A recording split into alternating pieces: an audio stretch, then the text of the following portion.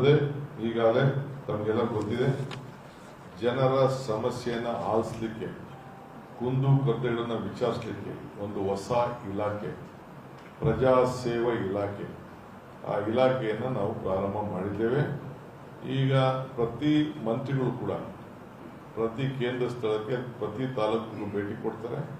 ಒಂದೊಂದು ತಾಲೂಕಿನಲ್ಲಿ 15 ದಿನಕ್ಕೆ ಒಂದ್ಸತಿ ಕಂಪಲ್ಸರಿ ಆ ಜಿಲ್ಲೆಯಲ್ಲಿ ಒಂದು ತಾಲೂಕು, ಉದಾಹರಣೆಗೆ 5-6 ಕ್ಷೇತ್ರ ಬರ್ತದೆ ನಮ್ಮ ಪ್ರಿಯಾಂಕ ಅವ್ರಿಗೆ, 15 ದಿನಕ್ಕೆ ಒಂದ್ಸತಿ ಒಂದು ಆ ಕ್ಷೇತ್ರಕ್ಕೆ ಕಂಪಲ್ಸರಿ ಹೋಗಲೇಬೇಕು, ಅವ್ರು ಆಯ್ಕೆ ಮಾಡ್ಕೋಬೇಕು.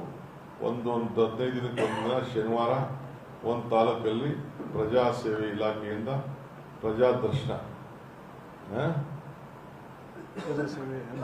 ಪ್ರಜಾ ಸೇವೆ ಅಭಿಯಾನ ಮಾಡಲೇಬೇಕು. ಅದಕ್ಕೊಂದು ಹೊಸ ಟೆಂಪ್ಲೇಟ್ ರೆಡಿ ಮಾಡ್ತಾ ಇದ್ದೇವೆ, ಫಾರ್ಮೆಟ್ ರೆಡಿ ಮಾಡ್ತಾ ಇದ್ದೇವೆ. ಆ ಪ್ರಕಾರ ಕಾರ್ಯಕ್ರಮ ಮಾಡಬೇಕು. ಶಾಸಕರುಗಳು ಕಂಪಲ್ಸರಿಯಾಗಿ ಹೋಬಳಿ ಮಟ್ಟದಲ್ಲಿ, ಪಂಚಾಯತಿ ಮಟ್ಟದಲ್ಲೂ ಕೂಡ ಆ ಕಾರ್ಯಕ್ರಮವನ್ನು ನಡೆಸಬೇಕು. ಅದು ಕೂಡ ಮಾರ್ಗದರ್ಶನ ಕೊಟ್ಟು ಅದಕ್ಕೊಂದು ಒಳ್ಳೆ ಅಧಿಕಾರಿಗಳನ್ನಿಟ್ಟು ಒಂದು ಮಿನಿಸ್ಟ್ರಿನೇ ಅದಕ್ಕೋಸ್ಕರ ನಾವು ಸಿದ್ಧತೆಯನ್ನು ನಾವು ಮಾಡ್ಕೊಂಡು ಬರ್ತಾ ಇದ್ದೇವೆ.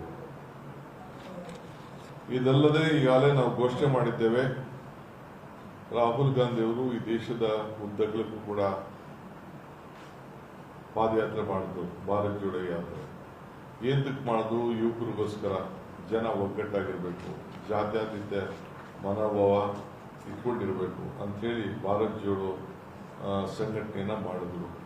ಸೊ ಅದರ ನೆನಪಿನಲ್ಲಿ ಒಂದು ಹೊಸ ಕಾರ್ಯಕ್ರಮವನ್ನು ನಮ್ಮ ಯುವಕರು ಒಂದಾಗಿರಬೇಕು, ಯಾವಾಗಲೂ ಕೂಡ ಸಾಂಸ್ಕೃತಿಕವಾದಂಥ ವಿಚಾರಗಳು, ಸಂವಿಧಾನದ ರಕ್ಷಣೆ ಮತ್ತು ಅವರ ನಾಯಕತ್ವ ಎಲ್ಲ ಬೆಳೆಸ್ಕೊಳ್ಳಿಕ್ಕೆ, ಕ್ರೀಡೆ ಎಲ್ಲ ಕೂಡ ಮಾಡಲಿಕ್ಕೆ ಒಂದು 10,000 ಭಾರತ್ ಜೋಡೋ ಯುವಕ ಸಂಘಗಳನ್ನು ಪ್ರಾರಂಭ ಮಾಡಬೇಕು ಅಂತೇಳಿ ನಾವೀಗಾಗಲೇ ತೀರ್ಮಾನ ಮಾಡಿದ್ದೇವೆ.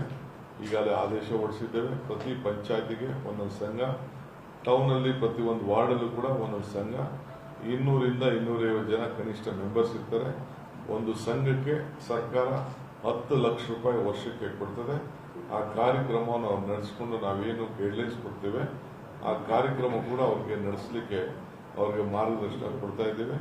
ಸೊ ಈ ಭಾರತ್ ಜೋಡೋ ಯುವಕ ಸಂಘ ನೆಕ್ಸ್ಟ್ ಮಂತ್ 15ನೇ ತಾರೀಕು ಅಷ್ಟೊತ್ತಿಗೆ ಎಲ್ಲ ರಿಜಿಸ್ಟ್ರೇಷನ್ ಆಗಿ ಚಾಲೂ ಆಗುವಂಥ ವ್ಯವಸ್ಥೆಯನ್ನು ಮಾಡ್ತಾ ಇದ್ದೇವೆ.